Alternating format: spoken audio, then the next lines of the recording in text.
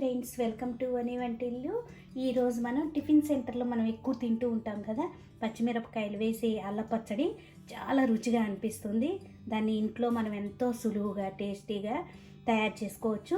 ఇలా తయారు చేసి పెట్టుకుంటే 10 రోజుల వరకు కూడా నిల్వ ఉంటుంది.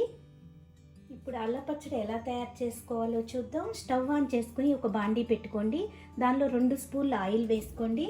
దానిలో ఒక పావు కిలో కాడికి అంటే కారం మీరు తినే స్పైస్ని బట్టి పచ్చిమిరపకాయలు వేసుకోవాలి.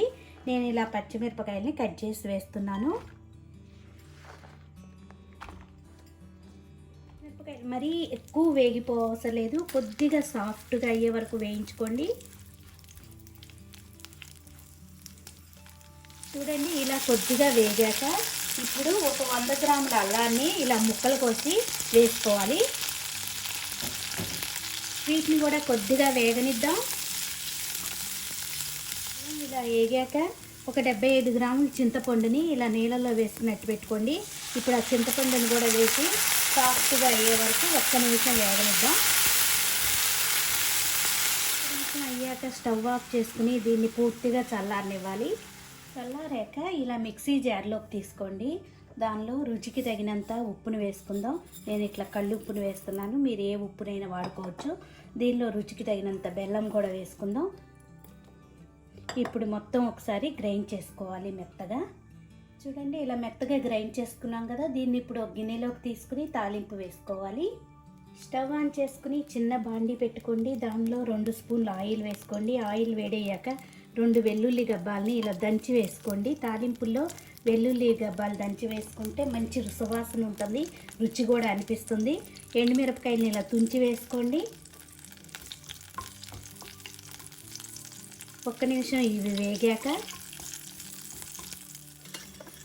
కొద్దిగా శనగపప్పు, మినపప్పు, ఆవాలు, జీలకర్ర వేసుకోవాలి.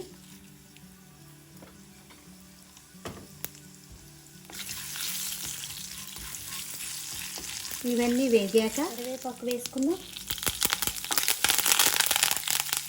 తాలింపు వేగిపోయింది, స్టవ్ ఆఫ్ చేసుకుందాం. దీనిలో కొద్దిగా ఒక పావు టీ స్పూన్ పసుపు వేసుకోండి. ఇప్పుడు ఈ తాలింపునంతా కూడా పచ్చడిలోకి వేసి కలుపుకోవాలి.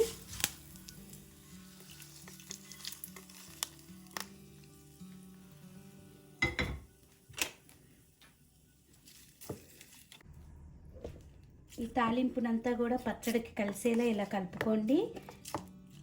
ఎంతో టేస్టీ అయినా అల్ల పచ్చడి మనకు రెడీ అయిపోయింది. మనం ఏ బ్రేక్ఫాస్ట్తో అయినా కూడా దీన్ని తినవచ్చు. వారం రోజుల వరకు మనం చింతపండును కూడా ఉడికించుకున్నాం కాబట్టి, ఏం వాటర్ వేయకుండా రుబ్బుకున్నాం కాబట్టి 10 రోజుల వరకు కూడా నిల్వ ఉంటుంది.